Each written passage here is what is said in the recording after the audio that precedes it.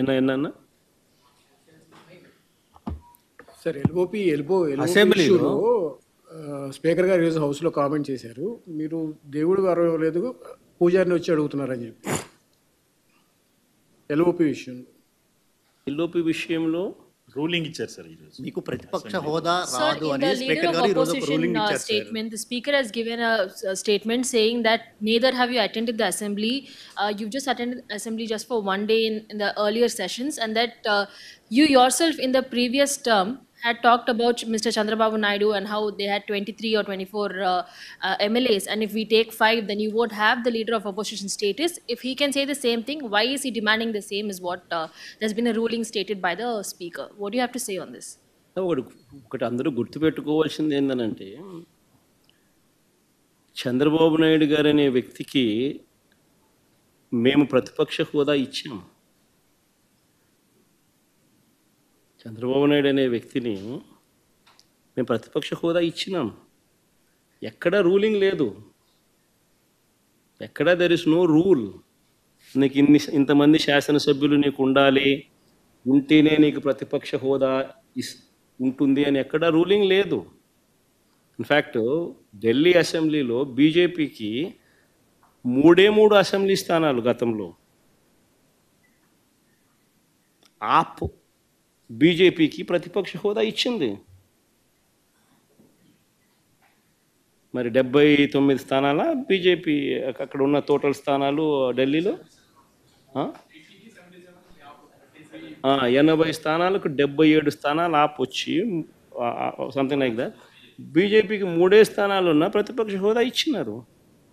Similarly మేము కూడా తెలుగుదేశం పార్టీకి కూడా 5 మంది శాసనసభ్యులు తెలుగుదేశం పార్టీ నుంచి పక్కన కూర్చుంటామన్నారు. మా వాళ్ళు అయితే ఇంకా లాగేసినామనంటే ఇంకా 10 మంది లాగుతామన్నారు. వద్దు లాగాకండి నేనే చెప్పాను, కానీ ప్రతిపక్ష హోదా నేనే ఇచ్చి ఇదే చంద్రబాబు నాయుడు చెప్పినా, నువ్వు మాట్లాడు స్వామి, ఎంతసేపు మాట్లాడతావు నువ్వు మాట్లాడు, నేను వింటాను, నేను విని నీకు సమాధానం చెప్తాను, నువ్వు మాట్లాడాలనేదే నా కోరిక, నువ్వేం అడుగుతావు అడుగు స్వామి అని చెప్పి నేను చెప్పిన అసెంబ్లీలో. కావాలంటే నా స్పీచ్లు వినండి, అసెంబ్లీలో నేను అన్న మాటలు.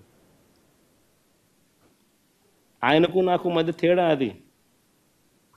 ఏదైనా కానీ అసెంబ్లీ అనేది ఎందుకు జరుపుతూ ఉన్నాం? ఈరోజు అది అసెంబ్లీలో ఉన్న పార్టీలు ఏవి? అధికార పార్టీలు, ప్రతిపక్ష పార్టీ మాదొక్కటే ఉంది. వేరే పార్టీలు ఎక్కడున్నాయి చెప్పండి? ఉన్నాయా ఎవరన్నా? మన ప్రతిపక్ష పార్టీ అనేది ఎవరికి ఇస్తారు? మాకు ఇవ్వకపోతే ఎవరికి ఇస్తారు చెప్పు? ఉన్న వాళ్ళందరూ మంత్రివర్గంలో మంత్రివర్గ సభ్యులుగా మీరే ఉండరు, మీరే గవర్నమెంట్లో ఉండరు, అంతా మీరే రూలింగ్లో ఉండరు. మీరే ప్రతిపక్ష పాత్ర ఎట్ట పోషిస్తారు స్వామి? నాకు అర్థం కావడంలా.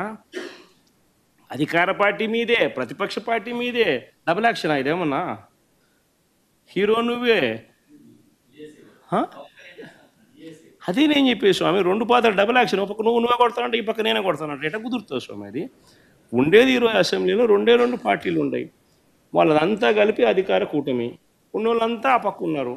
ప్రతిపక్షం ఉండేది మా పార్టీ తప్ప వేరే ఏ పార్టీ ఉంది? వేరే ఏ పార్టీ లేదు.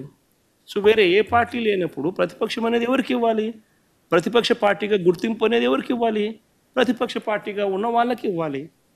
సో న్యాచురలీ ఆ పార్టీకి ఎంతమంది అన్నా ఎమ్మెల్యేలు ఉండని స్వామి, వాళ్ళకు లీడర్ అనేవాడు ఉంటాడు కదా. సో ఆ లీడర్ని ఏమంటారు? ప్రతిపక్ష నాయకుడనే అంటారు కదా, వేరే పేరు ఏమన్నా అంటారా? సో ప్రతిపక్ష నాయకుడు అని చెప్పి నువ్వు ఎప్పుడైతే అంటావో అప్పుడు ఏంది, దాని అర్థం ఏంది? లీడర్ ఆఫ్ ది హౌస్కి ఎంతసేపు మైక్ ఇవ్వాలనో అంతేసేపు దాని తర్వాత స్థానంలో ప్రతిపక్ష పార్టీ నాయకుడికి ఇవ్వాలి. ఎందుకు ఇవ్వాలి? ఇవన్నీ చెప్తాడు కాబట్టి. ఇవన్నీ అవతల ప్రతిపక్ష పార్టీ చెప్పినప్పుడు నువ్వు రిపేర్ చేసుకోవాలి కాబట్టి. అది గవర్నమెంట్ చేయాల్సిన డ్యూటీ కాబట్టి, పని కాబట్టి. కానీ ఇక్కడేం జరుగుతూ ఉంది? నేను చెప్పనివ్వను, నేను ఎవరి స్వరము విననివ్వను, నీకు 5 నిమిషాల కన్నా ఎక్కువ మైక్ ఇవ్వను అని నువ్వే డిక్టములు పాస్ చేస్తూ ఉంటే ఏ రకంగా అసెంబ్లీలో ప్రతిపక్షం అన్నది మాట్లాడగలుగుతుంది, స్వరం ఇవ్వగలుగుతుంది? ఇప్పుడు మీరే అన్నారు 1.5 గంటలు 2 గంటలు పట్టింది సార్ అని. మరి 1.5 2 గంటలు పడుతుంది. మరి ఇవన్నీ నేను మాట్లాడిన మాటల్లో ఏదైనా ఏదైనా ఒకటన్నా వేస్ట్ మాట ఏమన్నా ఉందా? బడ్జెట్కి సంబంధించిన డాక్యుమెంట్సే చూపించినాను, బడ్జెట్కి సంబంధించిన అంశాలే ప్రస్తావించినాను.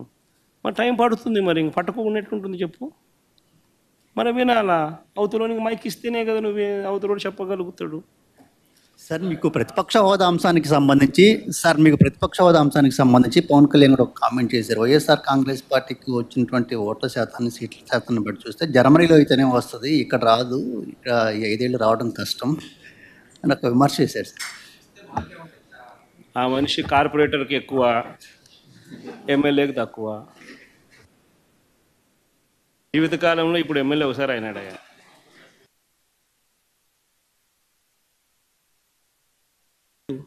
సో వేరే ఏ పార్టీ లేనప్పుడు ప్రతిపక్షం అనేది ఎవరికి ఇవ్వాలి? ప్రతిపక్ష పార్టీగా గుర్తింపు అనేది ఎవరికి ఇవ్వాలి? ప్రతిపక్ష పార్టీగా ఉన్న వాళ్ళకి ఇవ్వాలి. సో న్యాచురలీ ఆ పార్టీకి ఎంతమంది అన్నా ఎమ్మెల్యేలు ఉండని స్వామి, వాళ్ళకి ఒక లీడర్ అనేవాడు ఉంటాడు కదా. సో ఆ లీడర్ని ఏమంటారు? ప్రతిపక్ష నాయకుడనే అంటారు కదా, వేరే పేరు ఏమన్నా అంటారా?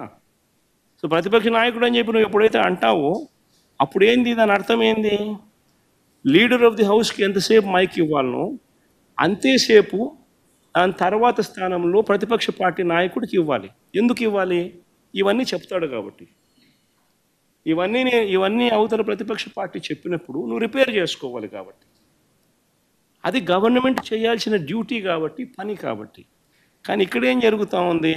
నేను చెప్పనివ్వను, నేను ఎవరి స్వరము విననివ్వను, నీకు 5 నిమిషాల కన్నా ఎక్కువ మైక్ ఇవ్వను అని నువ్వందకు నువ్వే డిక్టములు పాస్ చేస్తూ ఉంటే ఏ రకంగా అసెంబ్లీలో ప్రతిపక్షం అన్నది మాట్లాడగలుగుతుంది, స్వరం ఇవ్వగలుగుతుంది? ఇప్పుడు మీరే అన్నారు 1.5 గంటలు 2 గంటలు పట్టింది సార్ అని. మరి 1.5 2 గంటలు పడుతుంది. మరి ఇవన్నీ నేను మాట్లాడిన మాటల్లో ఏదైనా ఒకటన్నా వేస్ట్ మాట ఏమన్నా ఉందా? బడ్జెట్కి సంబంధించిన డాక్యుమెంట్సే చూపించినాను, బడ్జెట్కి సంబంధించిన అంశాలే ప్రస్తావించినాను.